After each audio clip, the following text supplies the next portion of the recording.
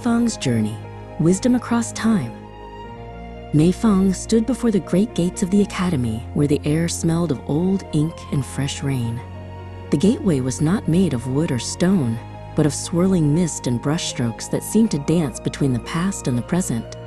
She tightened the sash of her traditional robes and stepped forward, her heart beating like a small drum. This was a place where time did not flow like a river, but pooled like a deep, quiet lake. Inside, the academy was silent and filled with the scent of bamboo. A kind-looking man with silver hair and a gentle smile sat at a low wooden desk. "Welcome, Meifang," the teacher said. Across the table lay long, thin strips of bamboo tied with string, the books of long ago. Meifang sat down and looked into his eyes. "Great teacher," she whispered. "Everyone says you are a sage, but what were you like when you were just a child like me?" The teacher closed his eyes, and the room seemed to fade into a memory. "I was not born into wealth," he said softly. He showed her a small, dim house where a young boy sat by a flickering lamp. Beside him was his mother, Lan, who worked tirelessly with a needle and thread. "We had very little," he explained, "but my mother taught me that poverty of the pocket is nothing compared to poverty of the heart." "As I grew, I had no grand schools to attend," the teacher continued. Meifang watched as the scene changed to a silver-lit bamboo forest. The young boy was older now, standing alone under the bright moon. He held a scroll tightly, reading the same lines over and over until they were written in his soul. The wind rustled the leaves, but he did not move, lost in the magic of learning. "Life is a long road, Meifang," the teacher said. Suddenly, they were standing on a dusty path. An old ox pulled a simple wooden carriage through a heavy downpour of rain. Confucius sat inside, his robes damp and his face tired, yet he looked straight ahead. They were traveling from kingdom to kingdom, seeking a ruler who would listen to the ways of peace, even when the world preferred the sound of drums and swords.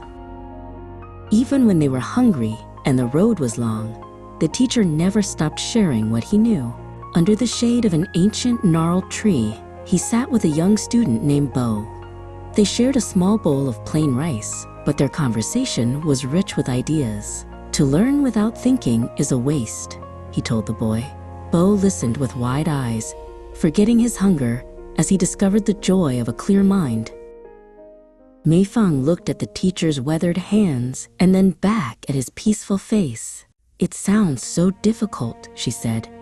"You traveled for years, you were often hungry, and many people did not want to listen. Why did you choose to be a teacher? Why did you keep going when the path was so steep and lonely?" The teacher stood up, and the walls of the academy seemed to glow. "Education is not like filling a bucket with water," he explained. "It is like lighting a fire in a dark room.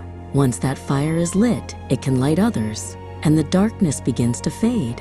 Behind him, Meifang saw the flickering silhouettes of hundreds of students, their faces bright with the spark of understanding. "In my school," the teacher said, "the gate was open to everyone." Meifang saw two men sitting side by side on a stone bench. One was a noble in fine silk, and the other was a farmer with dirt under his fingernails and a simple hemp tunic. They were both leaning over the same book, laughing together as they solved a difficult puzzle. In the world of wisdom, there were no high or low seats. The teacher then pointed to a stack of modern papers on a desk. Meifang saw her own school exams with red marks and numbers. "Many children today worry about these marks," he said gently. "But remember, being a person of good character, someone who is kind, honest, and brave, is much more important than any grade on a paper. Knowledge without virtue is like a house without a foundation." The walls of the academy vanished, and they found themselves walking along an ancient, winding path through a valley of peach blossoms. They walked side by side, not as a master and a servant, but as two friends sharing a journey. "The path of learning has no end," the teacher said, "and we are all travelers upon it."